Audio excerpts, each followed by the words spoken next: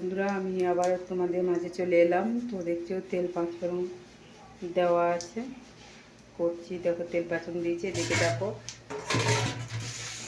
এই দেখো সজনে ডাঁটা, শিম, আলু আর টমেটো দিয়েছি।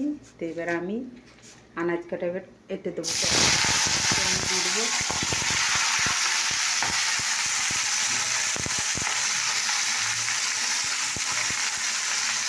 তো দেখো আমি নুন দিয়ে দিলাম, তারপরে খাওয়ার জন্য আমি নুনটা দিয়ে দিই।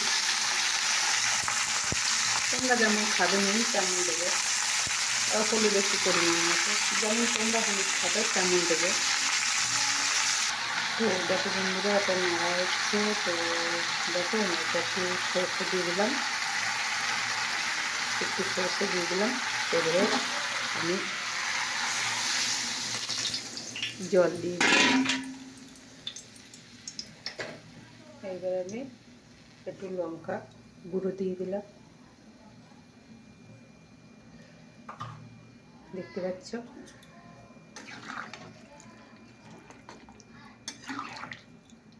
তো দেখো বন্ধুরা, এখানে আলু বসেছি। দেখো এবারে দেখো তো আছে কাটিয়েছি।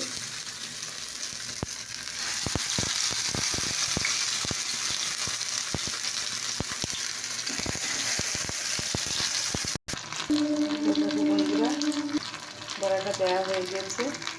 তো দেখো বন্ধুরা, বড়াটা এক পিঠ হয়ে গেছে, এক পিঠ দিয়ে দিয়েছি। তো দেখো তরকারিটাও হচ্ছে, দেখতে পাচ্ছ তরকারিটাও ফুটে উঠেছে। এই তরকারিটা না তোমরা মানে রেসিপিটা তোমরা ঘরে বানিয়ে খাবে, কি সুন্দর খেতে টেস্ট হয় জানো তো বন্ধুরা। ডাঁটা হাবি জাবি একটা তরকারি দিয়ে দারুণ হয়। দেখো বড়াটাও হচ্ছে কেমন। তো দেখো বন্ধুরা, বড়া রেডি হয়ে গেছে। তো দেখো এই আমার তরকারিটাও মানে রেসিপিটাও রেডি হয়ে গেছে, তরকারি রেসিপিটা। তো এই রেসিপিটা বানাতে বেশি কিছু লাগেনি। প্রথমে তোমার ছোট ছোট করে কেটে নিয়েছি, দেখতেই পাচ্ছ কেমনভাবে কেটেছি। একটু তেল পাঁচফোড়ন দিয়ে এটাকে একটু নুন হলুদ দিয়ে তেল পাঁচফোড়ন দিয়ে আনাজটাকে ধুয়ে দিয়ে দিয়েছি। দিয়ে তারপরে একটু নুন হলুদ দিয়ে একটু নাড়াচাড়া করতে হবে। একটু ভাজা ভাজা হলে তারপরে যে সর্ষে দিয়ে দিয়েছি, লঙ্কা গুঁড়ো দিয়েছি, তারপরে জল দিয়ে দিয়েছি। জল দিয়ে দেখো রেসিপিটা কেমন লাগবে খেতে। একদম আমার সম্পূর্ণ রেডি হয়ে গেছে এই রেসিপিটা।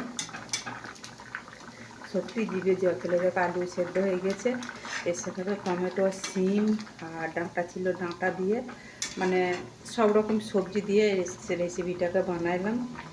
আর আজকে রাত্রির খাবার হবে এই রেসিপি, এইটা দিয়ে ভাত আছে। তো এই রেসিপিটা হবে কালও সকালে হবে। আর এটা এই বড়াটাতে দেখতে পাচ্ছি, দেখো কি সুন্দর বড়াটা হয়ে গেছে, দেখছো কত সুন্দর বড়াটা হয়ে গেল। তো তোমাদের এই বড়ার রেসিপিটা কেমন লাগলো বা তরকারিটা কেমন লাগলো অবশ্যই কমেন্ট করে জানিও, ঠিক আছে। তো যদি ভালো লাগে অবশ্যই কিন্তু কমেন্ট করে জানিও।